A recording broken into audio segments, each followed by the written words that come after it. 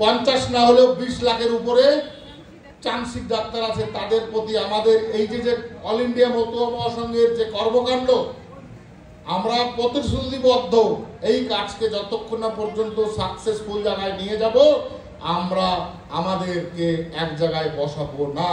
আগামী দিনে আমাদের প্রচেষ্টা থাকবে সমস্ত ভারতবর্ষে আমাদের সমাজের চান্সি ডাক্তার যারা, তাদের প্রতি ন্যায় এবং বিচার নিয়ে আসা হচ্ছে আমাদের দায়িত্ব। আশীর্বাদ করবেন, ঠাকুরের কাছে কামনা করবেন আমরা যেন অল ইন্ডিয়া মতুয়া মহাসংঘ এই কাজে সার্থক হই। আর সিএ এসআইআর নিয়ে আপনারা ভয় পাবেন না।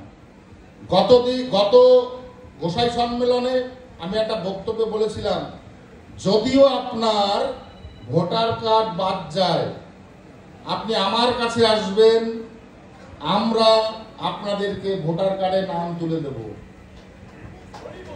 একটা মানুষ যারা উদ্বাস্তু মানুষ, আমার সমাজের মানুষ, আজকে আবার কোট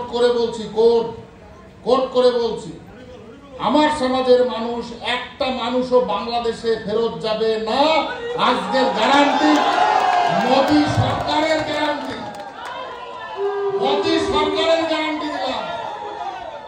একটা মানুষও পারে যাবে না। যদি একটা মানুষও পারে যায়, আমাকে সামনে নিয়ে আপনারা বিচার করবেন, আপনাদের উপর ছেড়ে দিলাম।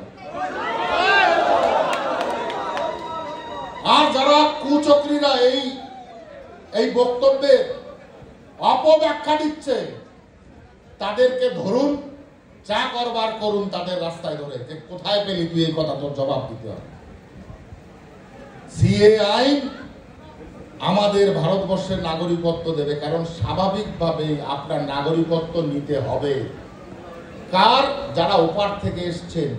আপনি বাংলাদেশের সংবিধানের নাগরিক ছিলেন, ভারতবর্ষের সংবিধানের নাগরিক ছিলেন, তাহলে ওই দেশ থেকে আসলে না দেশের নাগরিকত্ব নিতে হবে না? স্বাভাবিক কিনা সাংবিধানিক দিক থেকে?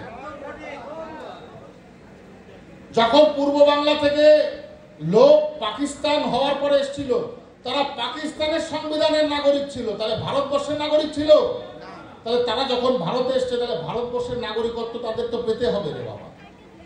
আর এটা তো আমার সমাজের ফিউচার, ভবিষ্যৎ জেনারেশনের জন্য একটা মজবুত কাজ, যাতে আমাকে কেউ খোটা না দিতে পারে বা আমাকে বিতাড়িত করার জন্য কোনো আইন না তৈরি করতে পারে যে ভাই তোমাকে ওপার বাংলায় চলে যেতে হবে, তুমি এদেশের নাগরিক নও, বা আমার পূর্বপুরুষদের সমস্যা যাতে না হয়।